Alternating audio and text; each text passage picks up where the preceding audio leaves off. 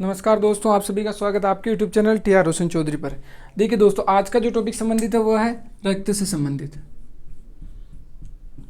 पहले भी इसका एक वीडियो बनाया था। यदि वो आपने वीडियो नहीं देखा दोस्तों तो आई बटन में या डिस्क्रिप्शन में आपको इस वीडियो का लिंक मिल जाएगा, पहले आप वो वीडियो देख ले। सबसे पहले मैं इसकी बेसिक चीज़ें बताता हूँ। सबसे पहले क्या है, रक्त का अध्ययन या रक्त की खोज किसने की थी? वो उस वैज्ञानिक का नाम है कार्ल लैंड स्टीनर ने। क्या नाम है दोस्तों? लैंड स्टीनर या कार्ल लैंड स्टीनर। दूसरा, रक्त का अध्ययन क्या कहलाता है? रक्त का अध्ययन कहलाता दोस्तों हीमेटोलॉजी। क्या कहलाता? हीमेटोलॉजी। जैसे पानी जमता है ना, वैसे रक्त भी जम जाता है यदि ताप कम हो तो। उसी प्रकार इसको हिम से याद रख सकते हो, क्या कहते हैं? हीमेटोलॉजी। ठीक है।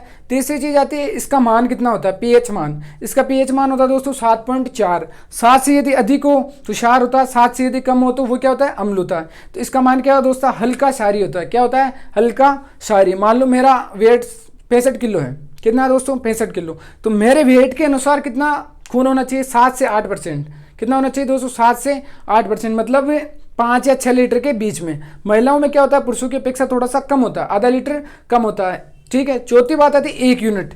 1 यूनिट में वैसे तो 350 ml होता है दोस्तों। कितना होता है? 350 ml। लेकिन जो एक व्यक्ति दान करता है ये तो ग्रहण करने वालों के लिए, लेकिन जिससे कोई डोनेट करता है तो वो 450 ml तक एक बार में डोनेट कर सकता है, एक महीने में एक बार। क्योंकि खून है जो बनता जाता है, इसमें तो कोई है नहीं भाई कम हो गया, कुछ भी कमी नहीं होती दोस्तों। एक बार डोनेट करोगे तो और नया खून बनेगा, नया खून बनेगा तो और ऊर्जावान शरीर होता रहता है। इसलिए खून डोनेट करना चाहिए, बहुत अच्छा काम है दोस्तों। इसके बाद में होता है इसके प्रकार। बहुत मोस्ट चीज़ है दोस्तों, वीडियो पूरा देखना है। चैनल पर नहीं है तो दोस्तों चैनल को सब्सक्राइब करना है और कमेंट करके जरूर बताना है कि आपको वीडियो कैसा लगा है। सबसे पहले देखिए इसके प्रकार कितने होते हैं दोस्तों? 4 प्रकार होते हैं ब्लड के, ए बी और ओ। ठीक है दोस्तों। उसमें भी क्या है, एक तो होता है ग्रहण करना, जो सबसे ग्रहण कर सकता है, और एक है दान करना। ठीक है दोस्तों। क्या है, एक तो ग्रहण कर सकता है और एक दान कर सकता है। एक चीज हमेशा ध्यान रखना, सबसे ज्यादा जो क्वेश्चन पूछा जाता है वो है सर्वग्राहण कौन सा है और सर्वदाता कौन सा है। सर्वदाता कौन सा है और सर्वग्राही कौन सा दोस्तों? सर्वदाता और सर्वग्राही, बहुत मोस्ट क्वेश्चन दोस्तों। ये चीज समझ में आ गई तो आप इसका पूरा वर्गीकरण अच्छे से समझ सकते हो। सर्वदाता, सर्वदाता होता है जो सबको दे सकता है। सबको कौन दे सकता है? ओ। क्योंकि गणित में भी आपने पढ़ा होगा जीरो सबका बाप है, वैसे ब्लड में भी क्या जीरो सबका बाप है। किसी को भी दे सकता, कोई भी आ जाए इससे लेने के लिए। उसी प्रकार सर्वग्राही, सर्वग्राही मतलब सबसे लेता है। लेता कौन है? ये 2 जने हैं तो कमी पड़ेगी बेचारों के पास, इसलिए लेंगे। सर्वग्राही कौन सा हो गया दोस्तों? A B. ठीक है। अब देखो इसको लिखना कैसे, ग्रहण कौन कर सकता है, दान कौन कर सकता है, बहुत एक ना एक क्वेश्चन दोस्तों इसमें से आता है। सबसे पहले सर्वदाता लिख लो आप, दाता मतलब दान करने वाला। सर्वदाता कौन सा हो गया? ओ। सर्वदाता कौन सा हो गया? ओ। ये किस किस को दे सकता है? दान कर सकता है। ए को भी कर सकता है, बी को भी कर सकता है, ए बी को भी कर सकता है और ओ को भी कर सकता है। ठीक है दोस्तों। अब जब ये दान कर सकता है तो ये तो ग्रहण करेंगे। ए ग्रहण करेगा किससे? ओ से। बी ग्रहण करेगा किससे? ओ से। ए बी भी ग्रहण किससे करेगा? ओ से। और ओ तो ओ से लेगा। ये चीज समझ में आई नहीं? यदि ये सबको दान कर सकता है तो दान किनको करेगा? ए को भी करेगा, बी को भी करेगा, ए बी को भी करेगा और ओ को भी करेगा। वैसे सबसे ले कौन सकता है? ले सकता है ये ए बी। ये ए से भी ले सकता है, ये बी से भी ले सकता है, ये ए बी से भी ले सकता है और ये ओ से भी ले सकता है। ठीक है दोस्तों। ए हो गया, बी हो गया, ए बी हो गया, ये बी और आ गया। समझ में आया नहीं?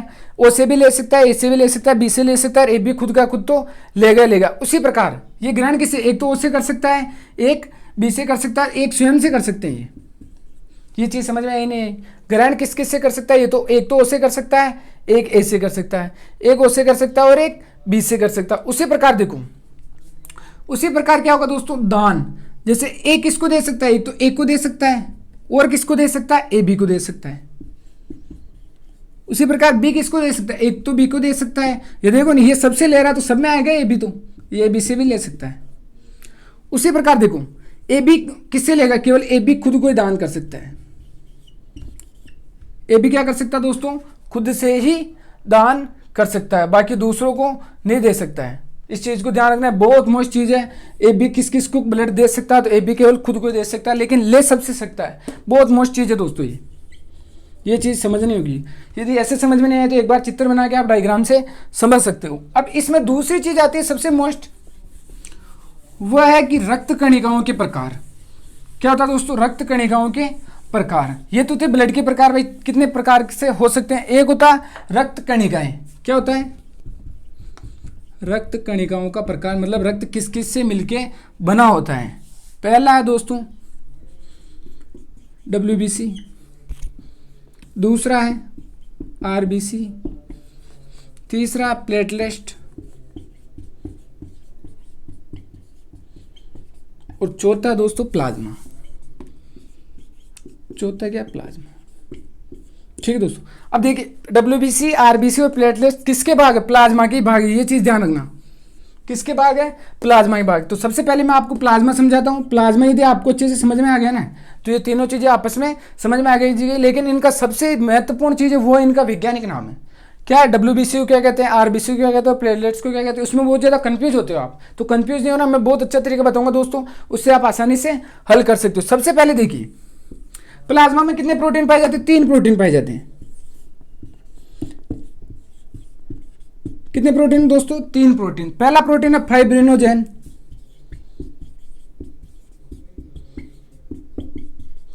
कौन सा है? फाइब्रिनोजेन। दूसरा है ग्लोबुमिन और तीसरा एक्यूमिन। कौन कौन से है? फाइब्रिनोजेन, ग्लोबुमिन और एक्यूमिन। फाइब्रिनोजेन तो आपको याद रखना ही पड़ेगा क्योंकि सबसे मोस्ट यही होता है। मोस्ट क्यों होता है? क्योंकि रक्त का थक्का बनाने में क्या काम में आता है? फाइब्रिनोजेन प्रोटीन ही काम में आता है दोस्तों। और ये ग्लोबुमिन और एक्यूमिन। यदि प्लाज्मा में से इस प्रोटीन को निकाल दिया जाए, किसको? फाइब्रिनोजेन प्रोटीन को निकाल दिया जाए तो क्या बचता है दोस्तों? सीरम। शेष प्रोटीन के भाग को क्या कहेंगे? सीरम। ये चीज़ भी बहुत मोस्ट क्वेश्चन है दोस्तों। ये यदि प्लाज्मा में से फाइब्रिनोजेन प्रोटीन को निकाल दिया जाए तो क्या शेष बचेगा? सीरम। अब देखिए इसका भाग कितना होता है? जो टोटल रक्त कणिकाएं होती है उसमें इसका 55 से 60% तक, किसी किताब में 55% लिखा हुआ है और किसी में 60% लिखा हुआ। दोनों ऑप्शन में से जो है वो आपको करना है। कितना? 55 से 60। अब 55 से 60, लेकिन अब इसमें भी 99%, इसमें 55% में से भी अंदर 99% में क्या पाया जाता है? RBC पाया जाता है दोस्तों। क्या पाया जाता है? RBC। और 1% भाग पर क्या पाए जाते हैं? अलग अदर प्रोटीन। क्या पाए जाते हैं? Other protein. ये तो था प्लाज्मा का विवरण। प्लाज्मा के कितने भाग हो गए? WBC, RBC और प्लेटलेट्स इसी के भाग है और उसके अंदर 3 प्रोटीन पाए जाते हैं। यदि इस प्रोटीन को निकाल दिया जाए तो क्या बचेगा? सीरम। अब इनके वैज्ञानिक नाम देखना दोस्तों। वैज्ञानिक नाम कैसे याद करने? बहुत आसान तरीका है। क्या है दोस्तों? बहुत आसान तरीका है। कैसे याद करना वो समझिए।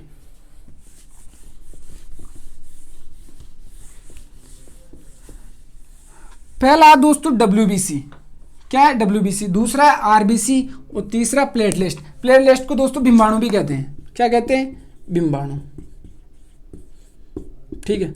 अब देखिए U आ रहा है। क्या आ रहा है दोस्तों? ल्यू से क्या होगा? ल्यूकोसाइड। क्या होगा दोस्तों? ल्यूकोसाइड्स। एक सेकंड रुकिए दोस्तों। WBC से हाँ ल्यूकोसाइड दोस्तों, सॉरी क्या होगा? ल्यूकोसाइड्स। ठीक है दोस्तों। उसी प्रकार RBC, आर में रहा, इसका होगा इरिथ्रोसाइट्स। क्या होगा दोस्तों? WBC का होगा ल्यू से क्या हो रहा है यहाँ पर? ल्यूकोसाइड। और आर से क्या हो रहा है? इरिथ्रोसाइड। और इसका होगा दोस्तों थ्रोम्बोसाइड। क्या होगा? थ्रोम्बोसाइड। आप इसको याद रख लीजिए, बहुत मोस्ट नाम है दोस्तों। साइंस में नाम की वजह से तो इतना बायोलॉजी हार्ड रहती है, वरना बायोलॉजी बहुत ईजी है। WBC का नाम क्या होगा? ल्यूकोसाइड्स। RBC का इरिथ्रोसाइड्स और इसका हो गया थ्रोम्बोसाइड्स। ठीक है दोस्तों, तीनों नाम याद रह जाएंगे। अच्छे से एक बार और याद कर लीजिए। सबसे पहले लेते हैं WBC। इसकी फुल फॉर्म क्या होती है? इसकी फुल फॉर्म W का होता है वाइट। ठीक है दोस्तों। इसका होता है ब्लड। और C का दोस्तों कार्पल्स भी ले सकते हैं और सेल भी ले सकते हैं। सेल मतलब कोशिका और कार्पल्स मतलब कणिकाएं। आपकी इच्छा हो जो ले सकते हो, ऑप्शन में कुछ भी आए। वाइट ब्लड कार्पल्स या वाइट ब्लड सेल्स, दोनों चीजें ले सकते हो। अब देखिए दोस्तों WBC का क्या हो गया? White blood cell. अब देखिए दूसरी चीज क्या आती है? इसकी अवधि। अवधि नहीं, संख्या। संख्या क्या है? सबसे अधिक इसकी रहती R। फिर सेकंड नंबर पे ये और थर्ड नंबर पे ये। इसकी संख्या कितनी रहती है दोस्तों? देखिए इनकी इसकी संख्या दे रखी है 6 से 8 हज़ार है। कितने दोस्तों? 6 से 8 हज़ार। और अवधि कितनी है? अवधि है 10 से 12 दिन। मतलब 10 से 12 दिन के बाद में क्या होता है दोस्तों? ये समाप्त हो जाती है। क्या होता है? समाप्त हो जाती है। अवधि कितनी? 10 से 12 दिन। अब सबसे बड़ी WBC कौन सी है? सबसे बड़ी मतलब सबसे बड़ी डब्ल्यूबीसी किस में पाई जाती है? सबसे बड़ी डब्ल्यूबीसी और सबसे छोटी डब्ल्यूबीसी, ये भी मोस्ट है। ठीक है दोस्तों, सबसे छोटी छोटी कौन सी होती है? शायद मोनोसेकेराइड। हाँ, सबसे बड़ी होती है, सॉरी, मोनोसेकेराइड क्या होता है दोस्तों? सबसे बड़ी मोनोसेकेराइड। और सबसे छोटी कौन सी होती है? Leucocytes, sorry, lymphocytes. क्या होती है दोस्तों? लिम्फोसाइड।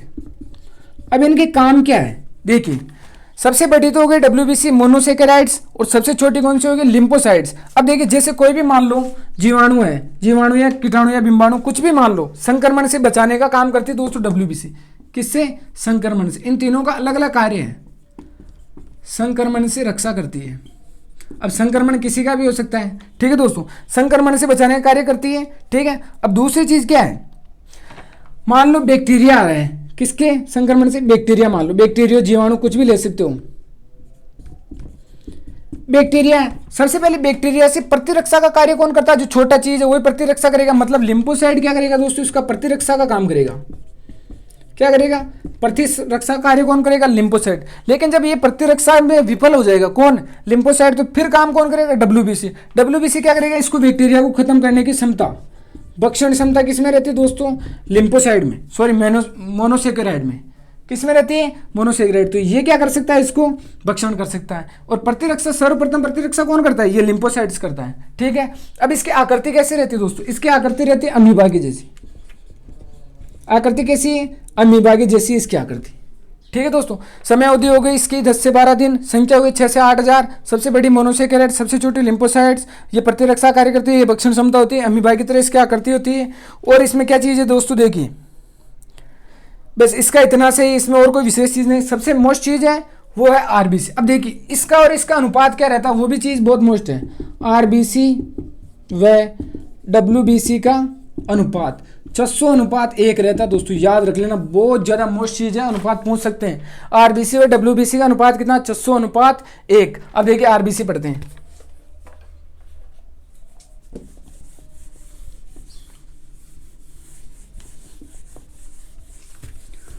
आरबीसी के अंदर क्या चीज़ है, वो चीज़ आपको समझनी होगी। आरबीसी का कार्य क्या? इसका कार्य तो क्या? प्रतिरक्षा करता है संक्रमण से। वैसे ये क्या कार्य करता है दोस्तों? ये ऑक्सीजन का परिवहन करता है। क्या करता है? ऑक्सीजन का परिवहन। ऑक्सीजन का परिवहन या संचरण करता है, जहां जरूरत होती है वहां पर शरीर में पहुंचाता है। कौन? आरबीसी कार्य क्या हो गया? ऑक्सीजन का परिवहन। अब इसकी संख्या कितनी होती है? संख्या होती है दोस्तों 50 से 55 लाख। 50 से 55 लाख। समय अवधि कितनी होती है? अवधि होती है दोस्तों 120 दिन। सबसे ज्यादा अवधि इसी की होती है। अवधि कितनी होगी दोस्तों? 120 दिन। ठीक है, उसी प्रकार देखिए, अब इसमें क्या, जैसे ये बनता कहाँ है, मतलब निर्माण कहाँ होता है आरबीसी का? आरबीसी का निर्माण होता है दोस्तों लाल अस्थि मज्जा में। इस चीज को याद रखना, कहाँ होता है? लाल अस्थि मज्जा में। ठीक है दोस्तों, इसका निर्माण कहाँ होता है? लाल अस्थि मज्जा में। उसी प्रकार मान लो जैसे 120 दिन पूरे हो गए। क्या हो गए? 120 दिन पूरे हो गए। उसके बाद में ये खत्म हो जाएगी, मतलब इसकी मृत्यु हो जाएगी। तो मृत्यु कहाँ होती है इसकी? मृत्यु होती है दोस्तों प्लिया में। कहाँ होती है? प्लिया में। तो प्लिया को क्या कहते हैं? आरबीसी का कब्रिस्तान कहते हैं दोस्तों। आरबीसी का कब्रिस्तान किसे कहते हैं? प्लिया को कहते हैं। किसको कहते हैं? प्लिया को। ये चीज भी याद रखना। आगे इसमें क्या चीज है देखिए दोस्तों, संख्या 50 से 55 लाख मिलीमीटर क्यूब, घन क्यूब होती है दोस्तों। घन क्यूब याद रखना, छोटा मात्रक, मिलीमीटर घन क्यूब। अवधि 120 दिन हो गई। रक्त कणिकाओं का 99% भाग आरबीसी का बना होता है। 99% भाग क्या होता है? आरबीसी का। जब अनुपात 600:1 आ रहा है तो 99% भाग तो बनेगा ही बनेगा। 99% भाग तो बनेगा। अब इसके अंदर इसका लाल रंग क्यों होता है? रेड ब्लड कार्पल्स हो गया इसकी फुल फॉर्म। अब लाल रंग क्यों होता है दोस्तों? लाल रंग इस वजह से होता है क्योंकि इसमें हीमोग्लोबिन पाया जाता है। क्या पाया जाता है? हीमोग्लोबिन। ध्यान से देखिए दोस्तों, इसके अंदर क्या पाया जाता है? हीमोग्लोबिन। मतलब यदि आप 100 ml ब्लड लोगे ना, 100 ml ब्लड लोगे, उसमें 10 से 16% क्या होगा? उसमें हीमोग्लोबिन होगा। 10 से 16% क्या होगा? हीमोग्लोबिन। यदि किसी ब्लड में से हीमोग्लोबिन निकाल दिया जाए तो उसका रंग कभी भी लाल नहीं होगा दोस्तों, इस चीज़ को ध्यान रखिए। अब एक चीज़ और है, इसके अंदर कभी भी केंद्रक नहीं पाया जाता है। क्या नहीं पाया जाता दोस्तों? केंद्रक। यदि किसी चीज़ में केंद्रक नहीं पाया जाता तो उससे डीएनए और आरएनए की खोज कभी भी नहीं की जा सकती है। यदि कोई डीएनए और आरएनए की खोज करता है तो उसको केंद्र की जरूरत होती है, तो इससे कभी भी डीएनए और आरएनए की खोज नहीं कर सकता। लेकिन अब स्तनधारियों में भी एक अपवाद है। स्तनधारी में क्या अपवाद है? जैसे ऊंट है, क्या दोस्तों? ऊंट में केंद्रक पाया जाता है। उसी प्रकार हिरण है, हरिण में भी क्या पाया जाता है? उसमें भी केंद्रक पाया जाता है। ये दो अपवाद है दोस्तों, याद रख लेना आप, ठीक है। और क्या क्या चीजें मोस्ट है? देखिए, अब आरबीसी में तो केंद्रक नहीं होता है, आरबीसी में तो केंद्रक नहीं होता, लेकिन आरबीसी का भाग कौन सा है? इसमें हीमोग्लोबिन पाया जाता है, लेकिन हीमोग्लोबिन में केंद्रक होता है। हीमोग्लोबिन में क्या होता है दोस्तों? केंद्रक। आप ऐसे मत करके आ जाना कि हीमोग्लोबिन में केंद्रक नहीं होता यदि आरबीसी में नहीं होता, नहीं, हीमोग्लोबिन में केंद्रक होता है। केंद्रक में इसमें कौन सी धातु पाई जाती है? आयरन धातु पाई जाती है, जो बहुत शरीर के लिए मोस्ट धातु है। हीमोग्लोबिन में केंद्रक होता है, केंद्र में कौन सी धातु होती है दोस्तों? आयरन धातु, जो बहुत मोस्ट होती है, ठीक है। अब एक चीज और लास्ट क्वेश्चन, वो है बहुत मोस्ट क्वेश्चन है, केवल हाँ या ना का है, लेकिन बहुत इंपॉर्टेंट है। कभी कभी उससे भी रिलेटेड क्वेश्चन उठ जाता है दोस्तों। देखिए, इसमें क्या होता है कि जब व्यक्ति पृथ्वी स्थल से ऊपर की ओर, पहाड़ों की ओर जाता है, तो आरबीसी की संख्या में वृद्धि होगी या कमी होगी। तो उसमें क्या लिखना है? आकार व संख्या में, आकार व संख्या में क्या होगा दोस्तों? वृद्धि होगी। दोनों में वृद्धि होगी जब ऊपर की ओर जाएगा। तो क्या जाएगा? जब ऊपर की ओर जाएगा तो दोस्तों उसके आकार व संख्या आरबीसी में दोनों में वृद्धि होगी। तीसरी चीज है प्लेटलेट्स, इसको भी समझ लीजिए दोस्तों। प्लेटलेट्स को क्या कहते हैं? बिंबाणु। क्या कहते हैं? बिंबाणु या प्लेटलेट। और तीसरा कौन सा बताया था दोस्तों? थ्रोम्बोसाइट। क्या बताया था? थ्रोम्बोसाइट्स। ये नाम याद रखना बहुत ज्यादा जरूरी है दोस्तों, ल्यूकोसाइट, एंथ्रोसाइट और थ्रोम्बोसाइट्स। अब इसका मेन काम का, ये तो संक्रमण से बचाता है, ये ऑक्सीजन का परिवहन करता है, लेकिन इसका काम क्या है दोस्तों? इसका काम है रक्त का थक्का बनाने का। क्या है दोस्तों? रक्त का थक्का। रक्त का थक्का कौन बनाता है? प्लेटलेट या बिंबाणु या थ्रोम्बोसाइट या फाइब्रिनोजेन। आप इसमें फाइब्रिनोजेन भी लिख सकते हो। रक्त का थक्के का मतलब समझ गए? जैसे मेरे यहाँ पे चोट आ गई, खून आ गए, तो खून आने के बाद थोड़ी देर 5 या 10 मिनट बाद देखना ऑटोमेटिक वो ब्लड रुक जाता है। रुक क्यों जाता है? क्योंकि वहां पर एक जम जाता हूँ। जमता किसके कारण है? फाइब्रिनोजेन के कारण जमता। यदि किसी का ब्लड आना रुक नहीं रहा है तो उसमें एक रोग पाया जाता है। कौन सा रोग है दोस्तों? वो है, उस रोग का नाम है हीमोफीलिया। क्या नाम है दोस्तों? हीमोफीलिया। यदि किसी व्यक्ति के रक्त का थक्का नहीं बन रहा है तो हीमोफीलिया है। अब रक्त का थक्का बनने में कौन कौन सहायक होता है? एक तो होता है विटामिन के। क्या होता है दोस्तों? विटामिन के। और एक प्रोटीन कौन सा है? उसका नाम है दोस्तों, अब विटामिन के का वैज्ञानिक क्या नाम क्या है? फाइलोक्विनोन और नेप्टोक्विनोन। क्या नाम दोस्तों? फाइलोक्विनोन और नेप्टोक्विनोन। फाइलोक्विनिन और नेप्टोक्विनोन। और एक प्रोटीन कौन सा दोस्तों? उस प्रोटीन का नाम है प्रोथ्रोम्बिन। क्या नाम है? प्रोथ्रोम्बिन। क्या नाम है? प्रोथ्रोम्बिन। रक्त का थक्का बनाने में एक तो विटामिन के सहायक, विटामिन के का वैज्ञानिक नाम फाइलोक्विनोन और नेप्टोक्विनोन, तथा एक है प्रोथ्रोम्बिन। ये दोनों विटामिन सहायक है। यदि रक्त का थक्का नहीं बनता तो उस रोग को क्या कहते हैं दोस्तों? हीमोफीलिया। क्या कहेंगे? हीमोफीलिया, ठीक है। अब रक्त का थक्का, इसका भी निर्माण कहाँ था? इन तीनों का निर्माण तो वही होता है, लाल अस्थि मज्जा में। कहाँ होता है दोस्तों? लाल अस्थि मज्जा में। इस चीज को याद रखना आप। कहाँ होता है? तीनों का निर्माण लाल अस्थि मज्जा में। देखिए, पदार्थ जो रक्त का थक्का नहीं, अपने शरीर में कोई ऐसा पदार्थ मान लो जो रक्त का थक्का नहीं बनने देता है। क्या करता है दोस्तों? रक्त का थक्का नहीं बनने देता है। उसको क्या कहते हैं? प्रतिस्कंदन कहते हैं दोस्तों। क्या कहते हैं? प्रतिस्कंदन। यदि कोई पदार्थ रक्त का थक्का नहीं बनने दे रहा तो उसको प्रतिस्कंदन कहते हैं दोस्तों। ये इसके 3 पार्ट, 3 का 4 पार्ट हो गए। कल आपको आरएच कारक से संबंधित पढ़ेंगे, ठीक है दोस्तों। कल किससे संबंधित पढ़ेंगे? इसी का लास्ट पार्ट है आरएच कारक से, ठीक है दोस्तों। वीडियो अच्छा लगा तो प्लीज़ लाइक कीजिए और चैनल पर नए हो तो प्लीज़ चैनल को सब्सक्राइब कीजिए। थैंक यू सो मच दोस्तों।